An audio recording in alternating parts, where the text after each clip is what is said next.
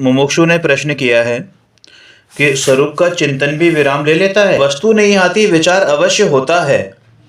विचार के बिना वस्तु मिलती नहीं है। मतलब जब तक हमें उस चीज को पाने का विकल्प नहीं होगा, हम उसकी तरफ पुरुषार्थ नहीं करेंगे, और जब पुरुषार्थ नहीं करेंगे तो वो चीज हमें हासिल भी नहीं होगी, है ना।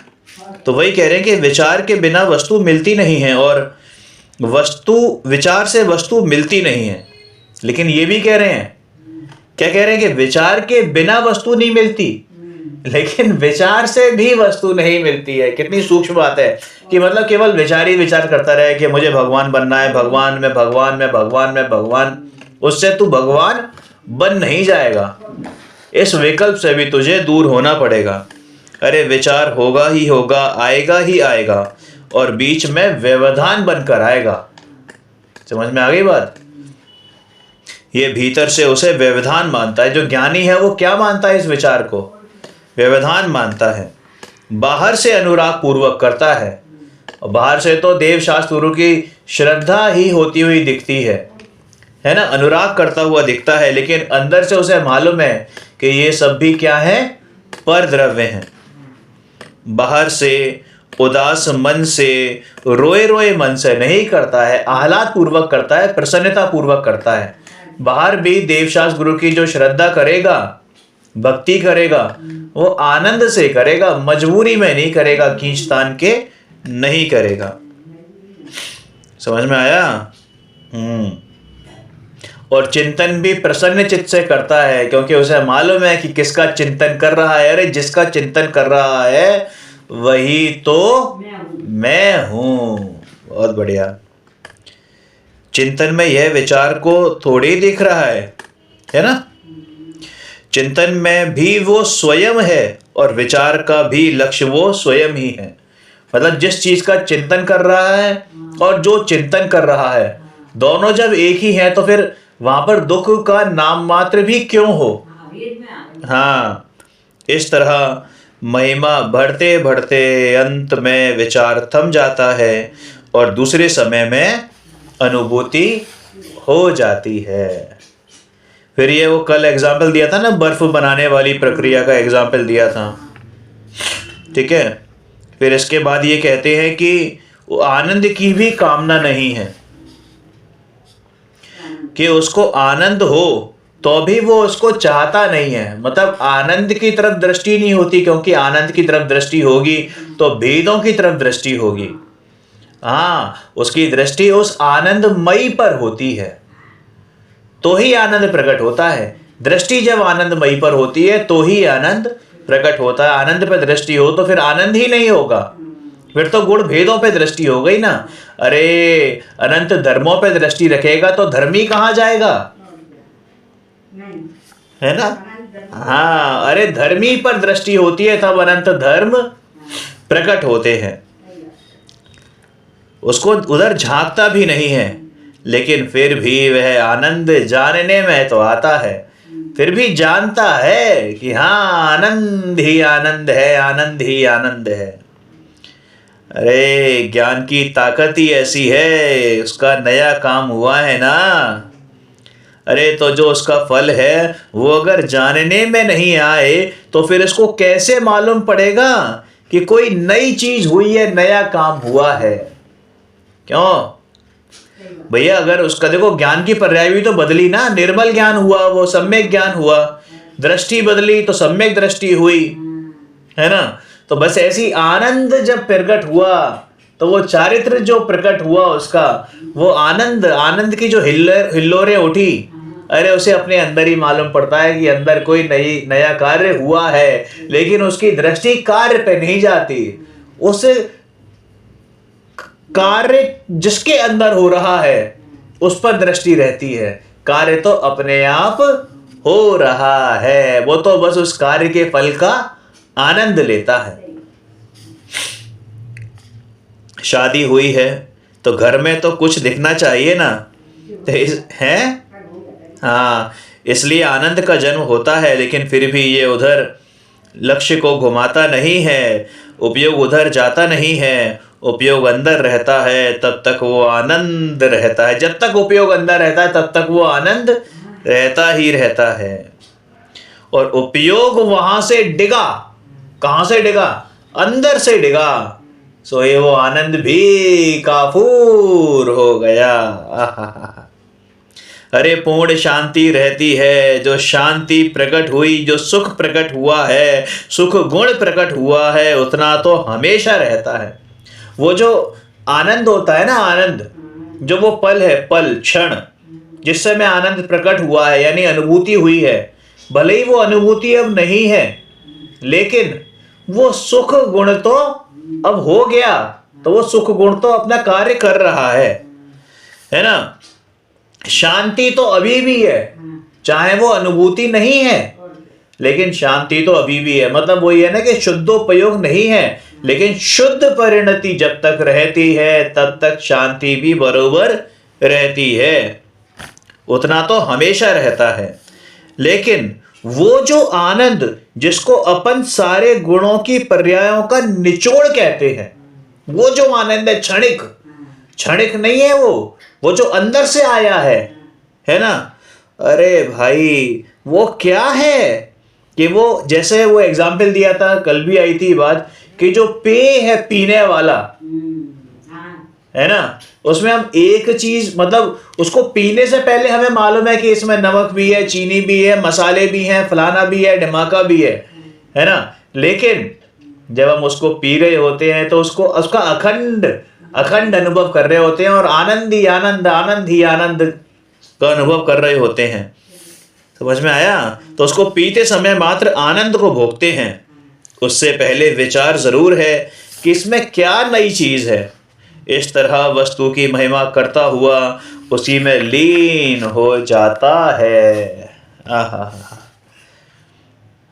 विचार में भी सरसता आनी चाहिए, शुष्कता नहीं, है ना। हाँ, अंदर से मतलब अंदर से भीजन आना चाहिए कि अय है यही मैं हूं, यही मैं हूं।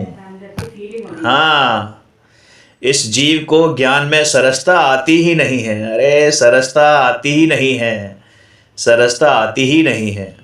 जैसे कोई वस्तु खाते समय या कोई वस्तु अपनी मनचाही मिली है तो उसको देखकर जो सरसता ज्ञान में आती है ना, वो सरसता आत्मा का विचार करते समय नहीं आती। जैसे होता है ना, कईयों की आदत होती है, चटोरे होते हैं, तो जरा सा तुम नाम ले दो किसकी कि हाँ कि ये टिकिया मिल रही है, वहां टिकिया, पानी की टिकिया मिल रही हैं, सो ये मुंह में पानी भर आता है। तो क्या ऐसा आत्मा का नाम लेते ही तेरे अंदर की हिल्लोरें उठने लगती हैं, उछलने लगती हैं, किल्लोलें हैं क्या? हाँ, ऐसा रोमांच अंदर से आता है क्या जब तू कहीं सुनता है कि हो मैं तो बना बनाया भगवान आत्मा हूं। अरे वो तो छोड़ो, अगर सिर्फ आत्मा शब्द सुनते ही तेरे अंदर अंदर आनंद की हिल्लोरें उठने लगती हैं तो समझ ले तू राइट ट्रैक पर है। और अगर तेरे अंदर वो आनंद नहीं आता तो भैया कुछ तो चेक करा अपने अंदर का। यानी फिर तो वो बस तू आत्मा हूं सिर्फ कहने वाली बात है, सिर्फ सूखे सूखे मन से कह रहा है। अरे जैसे मेरे यहाँ कुछ हुआ नहीं है, दूसरे के घर में इस प्रकार शुष्क यानी इस प्रकार सूखे सूखे मन से बात करता है। कैसी बात करेगा? इस आत्मा में अनंत गुण है। अरे इस आत्मा क्या होती है? अरे मैं आत्मा में अनंत गुण है, मुझ आत्मा में अनंत गुण है। ये इस आत्मा तो पड़ोसी हो गया ना, मेरी कहां बात चल रही है, ये तो पड़ोसी की बात चल रही है। अरे विचार एकदम लबालब सरस होना चाहिए। कैसा होना चाहिए कि सुख शांत रस से लबालब, सुख शांत रस से लबालब, यह ज्ञान सागर आत्मा। अरे ये होना चाहिए कि सुख शांत रस से लबालब मैं ज्ञान सागर आत्मा। अरे उसका स्वयं का ही ज्ञान विचार करता है। मतलब ऐसी हिल्लोरें अगर नहीं उठे, ऐसी किल्लोलें नहीं उठे तो वो विचार कैसा है कि बिल्कुल सूखा है, ऊपर ऊपर से है, केवल फॉर्मेलिटी निभा रहा है, अपने आप को पंडित समझ रहा है, पंडिताई भी झाड़ रहा है, लेकिन अंदर से पंडित पना प्रकट नहीं हुआ है।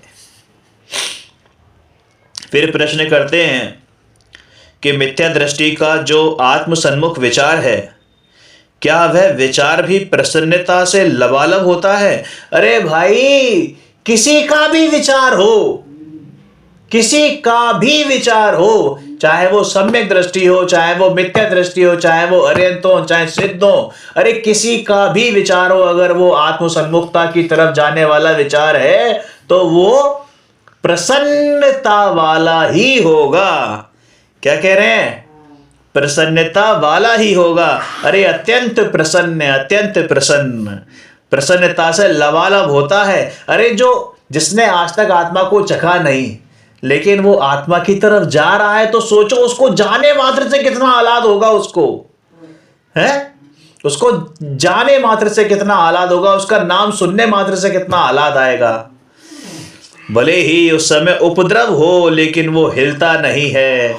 उपद्रव में यानी कि उस विचार के समय भी नहीं हिलता, और जब अनुभूति होगी उस समय तो मानो वो सिद्ध ही हो गया हो। आहा, मतलब देखो तो, अनुभव के काल में सम्यक दृष्टि की कल्पना किससे करी, तुलना किससे करी? कि सिद्धों से करी है, सिद्धों से करी है। क्या बात है। देखो, जब पढ़ने का ऐसा मन करता है कि बस पढ़ते ही जाओ, दोबारा दोबारा तिवारा चौबारा, जब तक कि अंदर अनुभव ना हो तब तक बस इसी का घोटन चलना चाहिए। मिथ्या दृष्टि का जो आत्मसन्मुख विचार है, क्या वह विचार भी प्रसन्नता से लबालब होता है? अरे अत्यंत प्रसन्नता से लबालब होता है बापू। भले ही उस समय उपद्रव हो, उपद्रव मतलब विचारों की जो है ना किल्लोलें उठ रही हो, विचारों की लहरें उठ रही हो, तूफान आ रहा हो, लेकिन वो हिलता नहीं है।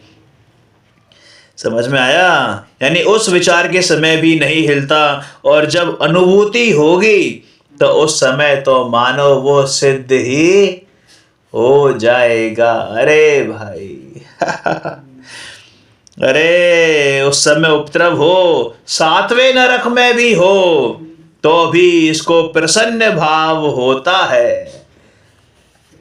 चाहे कोई किसी को अगर सम्यक दर्शन हो गया सातवें नरक में, तो भी वो क्या होगा? प्रसन्न भाव होगा, क्योंकि जो उपयोग है वो तो प्रसन्न भाव में चल रहा है। तो उन उपद्रवों का अनुभव कौन करेगा? समझ में आया? अरे जो अपने अपने जो कहना चाहिए कि अपने परमात्मा स्वरूप को, अपने परमात्मा में लीन है, अपने निज गायक भगवान परमात्मा में लीन है, वो इन छोटी मोटी इन उपद्रवों से क्या डरेगा? क्या फर्क पड़ता है? अरे जब देह से ही देह से ही अत्यंत भिन्नत्व है, ऐसा निश्चय कर लिया, और उपयोग को देह से सर्वथा मोड़ लिया। क्या बोला? कि उपयोग को देह से सर्वथा मोड़ लिया, तो जब स्वरूप का वेदन हो रहा होए, तो फिर उपद्रव का वेदन कैसे हो? उपद्रव का अनुभव कैसे हो? जब स्वरूप का वेदन हो रहा है, स्वरूप का अनुभव हो रहा है, तो इन उपद्रवों की क्या औकात है कि मेरे को मेरे लक्ष्य से डिगा दें। फिर देखो क्या प्रश्न करते हैं कि ये जो विचार उत्पन्न होते हैं, तो उन विचारों में भी प्रसन्नता आती है? तो क्या उत्तर देते हैं? अरे आती है, बिल्कुल आती है। अरे ये तो करने वाला देखे कि वे कैसी प्रसन्नता है। अब ये हम नहीं कह सकते कि वो कैसी प्रसन्नता है, क्योंकि वो तो मेलोडी खाओ, खुद जान जाओ, खुद अनुभव करो, खुद करके देखो कोई विलक्षण है या नहीं, अलग जाति की है या नहीं है। अरे प्रसन्नता का मतलब ये नहीं है कि हंसने लगे ठहाका मार मार के, या चेहरे पे स्माइल आ जाए। अरे प्रसन्नता तो अंदर से होती है। भी है, हाँ, तृप्त तृप्त, बिल्कुल, कि भीतर से प्रफुल्लित हो, उसको प्रसन्नता कहते हैं। ज्ञायक याद आते ही अत्यंत प्रिय वस्तु की तरह भीतर से चित्त प्रफुल्लित हो जाए। उसे प्रसन्नता कहते हैं। फिर बताते हैं कि मिथ्या दृष्टि और साधक के उपयोग का कैसा स्वरूप होता है। मिथ्या दृष्टि का उपयोग भी यदि वास्तव में देखा जाए तो जिन कल्पनाओं में वो लीन है, केवल उन कल्पनाओं से वो मिथ्या है, क्योंकि कल्पना के जो विषय हैं वो उपयोग में नहीं आते, वो ज्ञान में नहीं आते, ज्ञान में प्रवेश नहीं करते। अगर यह इतना सा विचार कर ले तो भी उपयोग निर्मल हो जाए, क्योंकि वो कल्पनाओं को छोड़ देगा, क्योंकि उससे क्या लाभ है। समझ में आया क्या बोला? जो उपयोग है ना, हाँ उसको ऐसा पता चल जाए कि ये कल्पना है सारी। हाँ, कि जो उपयोग है उससे पता चल जाएगी कि ये सब कल्पना ही है, तो फिर वो कल्पना को छोड़ ही देगा ना। अभी तो वो सच मान के बैठा। अभी तो वो सच मान के बैठा हुआ है। बिल्कुल सही कहा। मैं जितनी कल्पनाओं में उद्यम करता हूँ, उद्यम मतलब जितना मैं, हाँ, उसमें पुरुषार्थ क्या होता है, कल्पनाओं में बहता हूँ, उसका व्यवसाय करता हूँ, वे सभी व्यर्थ जा रही हैं और एक भी पदार्थ अंदर भीतर नहीं आ रहा। उसकी स्थिति तो यही है कि पर पदार्थों की अथवा पर भावों की कल्पनाओं में निरंतर लीन रहता है। यदि इधर धर्म के क्षेत्र में आए तो नव तत्वों की कल्पनाओं में लीन हो जाता है, मोक्ष की कल्पना में लीन हो जाता है, संसार की कल्पना छोड़कर मोक्ष की कल्पना में लीन हो जाता है कि एक दिन मोक्ष अवश्य हो जाएगा। अब तो आत्मा का विचार आने लगा है, अब तो आत्मा का विचार कर रहा हूं तो अवश्य मोक्ष हो जाएगा, परंतु अभी तो तुझे मोक्ष प्रिय है। जो मोक्षमयी है, जो ऑलरेडी मुक्त है, वो प्रिय नहीं है। मतलब तेरी दृष्टि कहाँ चली गई? पर्यायों में चली गई। तो मिथ्या दृष्टि के उपयोग की एक स्थिति तो ऐसी होती है। मतलब क्या था कि पहले बही खाते के पन्ने पलट रहा था, अब शास्त्रों के पन्ने पलट रहा है। पहले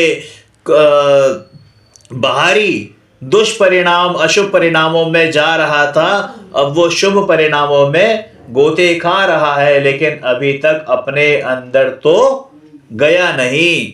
तो ऐसी स्थिति मिथ्या दृष्टि के उपयोग की होती है। फिर दूसरी स्थिति और बताते हैं कि जिसको अनुभूति होने वाली होती है, उसके पहले उपयोग की स्थिति जो चिंतन रूप होती है, वह मन वाले प्राणी को ही होती है। समझ में आया? अर्थात मिथ्या दृष्टि के उपयोग की जो बात कही वह तो सैनी पंचेंद्रिय के होती है, और पहली जो स्थिति थी वो एकेंद्रिय से लेकर असैनी पंचेंद्रिय तक चलती है। मतलब कल्पना वाली स्थिति, कल्पना वाली स्थिति कहाँ तक चलती है? कि सैनी से लेके असैनी तक चलेगी, ठीक है ना। लेकिन जो ये उपयोग वाली स्थिति है, कैसी कि जब उपयोग अपने में अंदर स्थिर होने वाला हो, उससे पहले वाली स्थिति, वो तो केवल सैनी पंचेंद्रिय की ही होगी। और जो अपन ने अभी अनुभूति तक की बात कही, वह केवल मन वाले प्राणी को होती है, और पहली वाली स्थिति सबको होती है। एक इंद्रिय के पास केवल शरीर है, तो उसका उपयोग बस शरीर में ही झूलता है, और उसे हाँ, और उसे कष्ट का अनुभव होता है। तेज गर्मी हो तो कष्ट का अनुभव होता है, तेज सर्दी हो तो कष्ट का अनुभव होता है, उसे यह सब होता है। एक एक पत्ते को, और एक एक पत्ते में भी कई कई जीव हैं, क्योंकि शरीर से संबंध है ना, इसलिए उसे इष्ट अनिष्ट सबका अनुभव होता है। हालांकि मन नहीं है, पर ज्ञान तो है, और इतना सा ज्ञान भी है तो दुख का मतलब इतना सा भी अगर मतलब अक्षर के अनंतवें भाग के बराबर भी ज्ञान होगा तो दुख का वेदन तो होगा ही होगा। मतलब इतना सा भी है तो दुख का कितना वेदन है? अनंत वेदन है उसको। मिथ्या दृष्टि के उपयोग की स्थिति निरंतर चंचल कल्पनाओं से भरी हुई रहती है। फिर क्या कहते हैं कि साधक होने के बाद उपयोग और परिणति की स्थिति कैसी होती है। साधक होने पर पहली स्थिति तो वो अंतर्लीनता, मतलब जब वो अपने अंदर आया, आत्मानुभूति और स्वयं संवेदन होता है, और उसके बाद उपयोग बाहर चला जाता है, क्योंकि अभी अर्यंत सिद्ध तो हुआ नहीं है, तो बाहर तो जाना ही लाजमी है। तो जैसे सबसे पहले तो उपशम सम्यक दर्शन होता है, तो उसकी स्थिति केवल मध्यम अंतर्मूर्त है। अंतर्मूर्त समाप्त होते ही बाहर के है, हाँ, अंतर्मूर्त समाप्त होते ही बाहर के पदार्थों की ओर उपयोग चला जाता है। बाहर के पदार्थों की ओर उपयोग जाने पर भी सम्यक दर्शन अभी छूटा नहीं है, यानी औपशमिक से क्षयोपशम हो गया है। इसलिए बाहर के पदार्थों की ओर उपयोग जाने पर भी उसमें एकत्व नहीं होता। जो समय दृष्टि जीव है, ठीक है, शुद्धोपयोग नहीं है, लेकिन फिर भी उसका पर में एकत्व नहीं है। आत्मा की जो प्रतिष्ठा है, आत्मा की जो गौरव गरिमा है, उसमें कभी भी कमी नहीं आती है।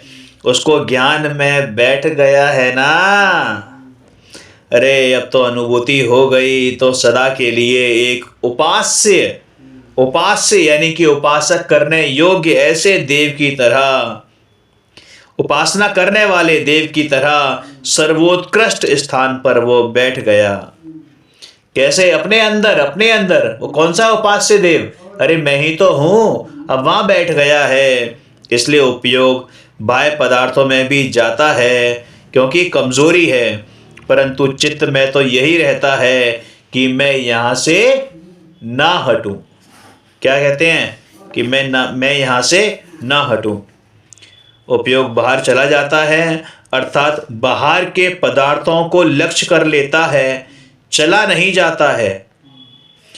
मतलब बाहर चले जाता है सर, मतलब उपयोग ऐसा नहीं कि बाहर चला गया तो मतलब अंदर से बाहर चला गया, बिल्कुल, मतलब वो लक्ष्य जो है उसका वो बाहर में चला जाता है। ठीक है ना, रहता तो वो आत्मा में ही है, लेकिन लक्ष्य बाहर के पदार्थों की ओर चला जाता है। बाहर के पदार्थ विषय लगने लगते हैं, विषय बनने लगते हैं, और वो भी पराए हैं, मैं नहीं हूं। और भीतर जो बैठा है चिन्मात्र तत्व ज्ञायक भगवान आत्मा, एक अखंड ज्ञायक, एक भाव ज्ञायक भाव भगवान आत्मा, वो मैं हूं। ये बात कभी भी श्रद्धा में से नहीं। हाँ, श्रद्धा में तो है ही, ज्ञान में तो आ गया, उपयोग तो वही है, उपयोग, मन का काम करेगा। हाँ, लेकिन श्रद्धा में तो मैं हूँ ज्ञायक, मैं हूँ पूर्ण ज्ञायक, ये हमेशा ही भावासन रहता है। और इसकी खुमारी हमेशा, हाँ, इतना हैंगओवर, ये होता है हैंगओवर कि अपने से बाहर नहीं आना, ये होता है हैंगओवर। अपने को ना भूलना, ये होता है हैंगओवर। भले ही से बाहर के कार्य, बाहर की स्थितियों में फंसता हुआ दिखाई दे, लेकिन फिर भी अपने अंदर को नहीं भूलना, ये है हैंगओवर, ये है खुमारी। अरे सम्यक दर्शन में तो निरंतर चिन्ह मात्र ही है। इस प्रकार सारा परिणमन होता है। अब इसका उपयोग अंतर्मुख और बहिर्मुख दोनों प्रकार का, ये साधक की स्थिति बता रहे हैं ना। अब साधक जब अरिहंत सिद्ध बनेंगे तो उसकी बात अलग है, लेकिन अभी तो साधक है ना, गृहस्थ अवस्था में है, तो कैसी स्थिति है उसकी कि भैया अंदर बाहर होएगा ही होएगा, बिल्कुल। तो दोबारा अनुभूति हो जाए, तीसरी बार हो जाए, चौथी बार हो जाए, तो कोई ऐसा नियम नहीं है। समझ में आया? चलो आज यहीं तक करते हैं।